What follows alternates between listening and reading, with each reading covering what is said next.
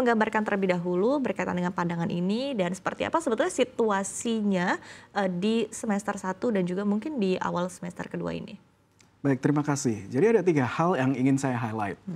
Yang pertama tentang pertumbuhan 5% atau kalau tadi kita lihat direvisi menjadi 4,7 sampai dengan 5,2%.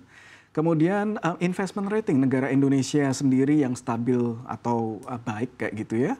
Kemudian juga stimulus untuk mendorong daya beli dan hilirisasi untuk mendukung neraca dagang kita supaya lebih baik itu harus lebih efektif.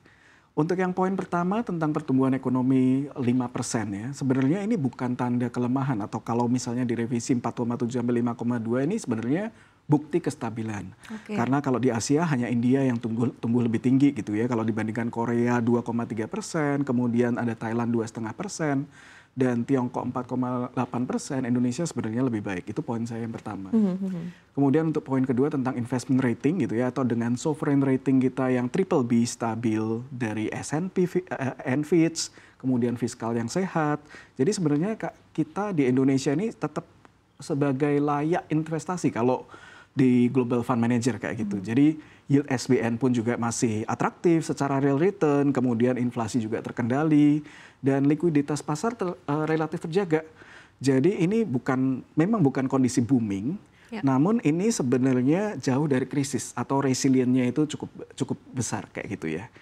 Nah, namun memang untuk memenuhi pertumbuhan ekonomi 5%, apalagi kalau misalnya kita awal tahun mendengar bahwa Bapak Presiden ingin achieve 8%, itu memang membutuhkan sesuatu yang luar biasa kayak gitu ya. Karena dengan incremental capital output ratio atau ICOR itu 6,8, jadi kalau setiap pertumbuhan ekonomi 1% diperlukan investasi tambahan sebesar 6,8% dari GDP kita.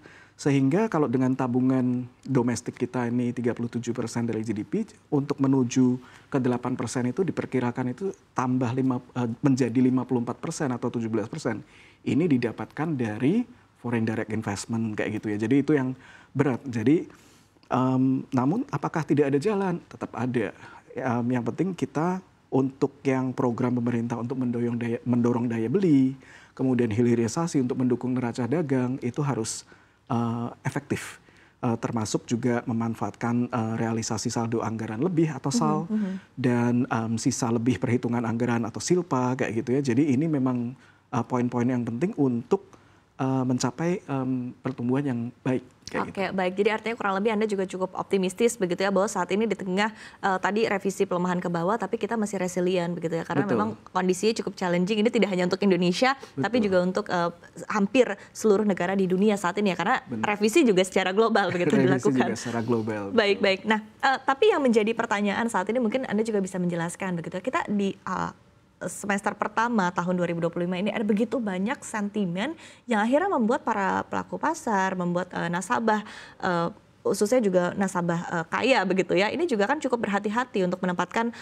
investasinya, untuk menempatkan uangnya begitu ya.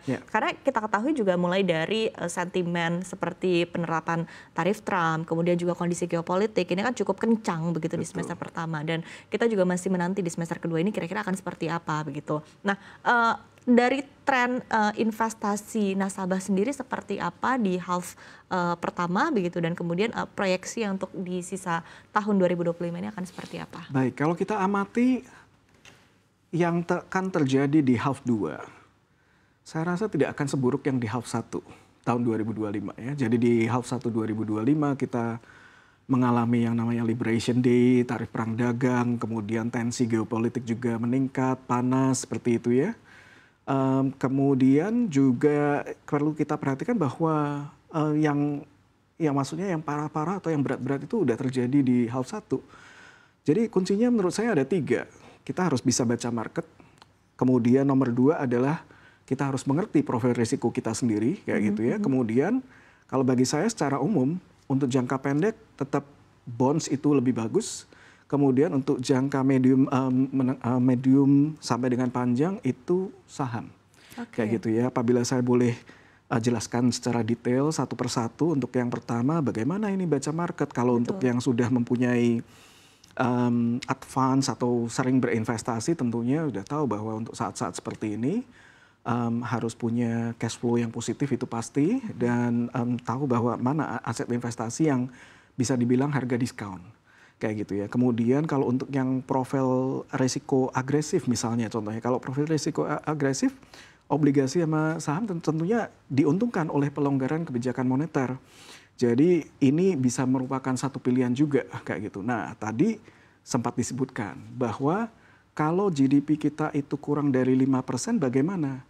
Ternyata dari performance IBBA Indobex 1 tahun ke depan, dari historicalnya sejak 2015 September, itu kami mencatat bahwa di situ terdapat berapa puluh kuartal kayak gitu ya, apabila GDP kita atau pertumbuhan domestik kita itu kurang dari 5%, performance-nya setahun ke depan itu sekitar 12%, upside-nya, keuntungannya itu. Namun apabila pertumbuhan kita itu di atas 5%, ini data sejak 2015, data yang sama, itu performa Indo bonds itu 7%-an. Jadi kalau tadi diprediksi bahwa kita GDP-nya akan di bawah 5%, di level 4,7-an, itu berarti ada di bawah. Berarti sebenarnya kalau berdasarkan historical sejak 2015, itu ada potensi bahwa akan ada upside sekitar 12%-an. Jadi tadi untuk bonds ya? Untuk bonds. Untuk equity market? Nah, untuk equity ini juga ada yang menarik. Setiap kali Indonesia ini marketnya ini mengalami crash, ini kami mencatat sejak tahun 2010 ya, itu waktu yang dibutuhkan untuk bisa kembali ke titik sebelum crashnya itu berkisar antara 7 bulan sampai dengan 17 bulan. 7 bulan sampai ya mungkin sekitar antara setengah tahun sampai dengan 2 tahun kayak gitu ya.